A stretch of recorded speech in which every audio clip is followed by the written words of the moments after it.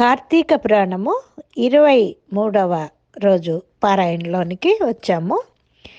శ్రీరంగక్షేత్రమున పురంజయుడు ముక్తిని పొందుట, దాని గురించి వివరంగా తెలుసుకుందాం. అగస్త్యుడు మరల అత్రి మహర్షిని కావించి, ఓ మునిపుంగవా, అత్రి మహర్షిని కాంచి ఇలా అన్నాడు: ఓ మునిపుంగవా, విజయమందిర పురంజయుడు ఏమి చేస్తునో వివరింపము అని అడుగగా, అత్రి మహాముని ఇట్లు చెప్పారు: కుంభసంభవ, పురంజయుడు కార్తీక వ్రత ఆచరణ ప్రభావము అసమాన బలోపేతుడై అగ్నిశేషము శత్రుశేషము ఉండకూడదని తెలిసి తన శత్రురాజులనందరినీ ఓడించి నిరాటంకముగా తన రాజ్యమును ఏలుచుండెను. తన యొక్క విష్ణుభక్తి ప్రభావం వలన గొప్ప పరాక్రమవంతుడు, పవిత్రుడు, సత్యదీక్షా తత్పరుడు, నిత్యాన్నదాత, భక్తి ప్రియవాది, తేజోవంతుడు, వేదాంగవేత్త అయి ఉండెను. మరియు అనేక శత్రువులను జయించి దశ దిశల తన అఖండ కీర్తిని ప్రసరింపజేశను. శత్రువులకు సింహస్వప్నమై విష్ణు సేవా ధురంధరుడై కార్తీక వ్రత ప్రభావమున కోటి పడగలు ఎత్తి హరిషడ్వర్గములను కూడా జయించిన వాడై ఉండెను. ఇన్ని ఏలా అతడిప్పుడు విష్ణు భక్త అగ్రేసరుడు, సదాచార తత్పురుషులలో ఉత్తముడై రాణించుచుండెను. అయినను తనకు తృప్తి లేదు. ఏ దేశమున, ఏ కాలమున, ఏ క్షేత్రమున ఏ విధముగా శ్రీహరిని పూజించిన కృతార్థుడు నగుదునా అని విచారించుచుండగా, ఒకనాడు అశరీరవాణి: పురంజయ, కావేరీ తీరమున శ్రీరంగ క్షేత్రమున్నది. దానిని 2వ వైకుంఠమని పిలిచెదరు. నీవచటకేగి శ్రీరంగనాథ స్వామిని అర్పింపము. నీవు సంసార సాగరమును దాటి మోక్ష ప్రాప్తి నందుదు అని పలికెను.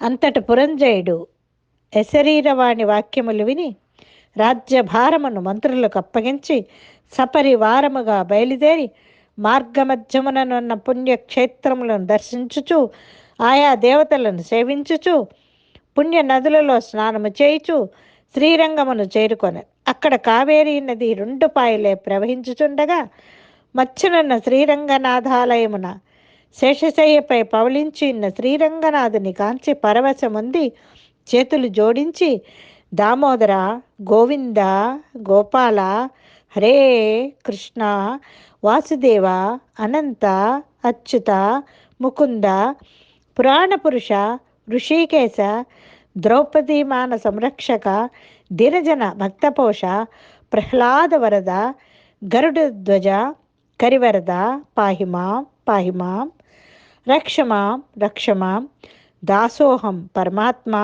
దాసోహం అని విష్ణు స్తోత్రమును పఠించి కార్తీక మాసమంతయు శ్రీరంగమునందే గడిపి తదుపరి సపరివారముగా అయోధ్యకు బయలుదేరారు. పురంజయుడు శ్రీరంగనాథ స్వామి సమక్షమున కార్తీక మాసములో చేసిన వ్రతముల మహిమ వలన అతని రాజ్యమందలి జనులందరూ కూడా సిరి సంపదలతో, పాడి పంటలతో, ధనధాన్యాలతో, ఆయురారోగ్యములతో ఉండిరి. అయోధ్య నగరము దృఢతర ప్రాకారములు కలిగి, తోరణ యంత్రద్వారములు కలిగి, మనోహర గృహగోపురాదులతో, చతురంగ సైన్య గృహగోపురాదులతో, చతురంగ సైన్య సంయుతమై ప్రకాశించుచుండెను. అయోధ్య నగరమందలి వీరులు యుద్ధ నేర్పరులై, రాజనీతి గలవారై, వైరి గర్భ నిర్భేదకులై, నిరంతరము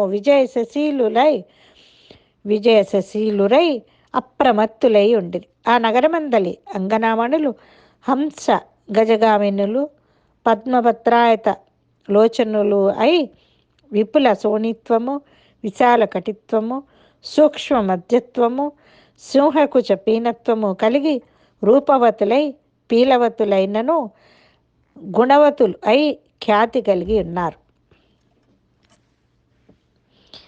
శీలవతులనియు గుణవతులనియు ఖ్యాతి కలిగి ఉన్నారు. ఆ నగరమందలి వెలయాండ్రు నృత్య గీత సంగీతాది కళా విశారదలై ప్రౌఢలై వయోగుణ రూప లావణ్య సంపన్నులై సదా మోహన పాశాలంకృత ముఖి శోభితలై ఉండి ఆ పట్టణ కులాంగనలు పతి శుశ్రూషాపరాయణులై సద్గుణాలంకారభూషితులై చిత్విలాస అసోల్లాస పులాంకిత శరీరులై ఉండరి. పురంజయుడు శ్రీరంగ క్షేత్రమున కార్తీక మాస వ్రతం ఆచరించి సతీ సమేతుడై ఇంటికి సుఖముగా చేరను. పురంజయుని రాక విని పౌరజనాదులు మంగళవాద్య తూర్య ధ్వనులతో ఎదురేగి నగర ప్రదక్షిణ చేసి నిజాంతఃపురమును ప్రవేశపెట్టిరి. అతడు ధర్మాభిలాషి అయి దైవభక్తి పరాయణుడై రాజ్యపాలన మనర్చుచు కొంతకాలము గడిపి వృద్ధాప్యము వచ్చుడిచే ఐహిక వాంఛలను వదులుకొని తన కుమారునికి రాజ్యభారము అప్పగించి పట్టాభిషిక్తుని చేసి తాను వానప్రస్థాశ్రమము స్వీకరించి అరణ్యమునకేగను. అతడు ఆ వానప్రస్థాశ్రమం నందు కూడా ఏటేటా విధి విధానముగా కార్తీక వ్రతం ఆచరించుచు క్రమక్రమముగా శరీరం ఉడుగుటచే మరణించి వైకుంఠమునకు పోయెను. ఈ కార్తీక వ్రతం ఆచరించుచు క్రమముగా ఏమైపోయింది? శరీరము ముడుగుటచే మరణించి వైకుంఠమునకు పోయాను. కావున ఓ అగస్త్య, కార్తీక వ్రతం అత్యంత ఫలప్రదమైన మహత్యము కలది.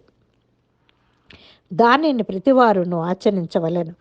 ఈ కథ చదివిన వారికి, చదివినప్పుడు వినువారికి కూడా వైకుంఠ ప్రాప్తి కలుగును. ఇట్లు స్కాంద పురాణ అంతర్గత వశిష్ఠ ప్రోక్త కార్తీక మహత్యమందలి 23వ 23వ రోజు పారాయణము సమాప్తం.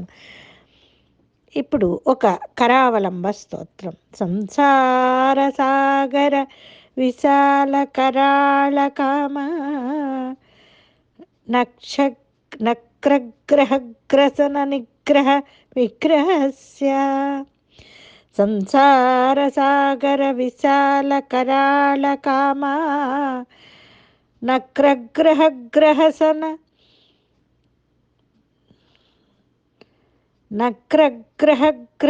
నిగ్రహ విగ్రహస్య మగ్నస్య రాగలసుతూర్మిని పీడితస్య లక్ష్మీనుచోహ మమ దేహి కరావలంబం. సంసార సాగర విశాల కరాళ కామ నగ్రహగ్రసన నిగ్రహ విగ్రహస్య మగ్నస్య రాగలసదూర్మిని పీడితస్య లక్ష్మీనుసోహ మమ దేహి కరావలంబం. ఓ దేవా, నేను ఈ సంసారము అనేది సముద్రములో మునిగి భయంకరములై పెద్దవైన కోరికలనేది మొసళ్ళు మున్నగు క్రూర జల చరములచే మృంగబడుచున్నాను. రాగమనడి ధ్వనించు అలలచే బాధింపబడుచున్నాను. ఓ నృసింహదేవా, అట్టి నాకు చేయుతనిచ్చి నన్ను ఉద్ధరింపము.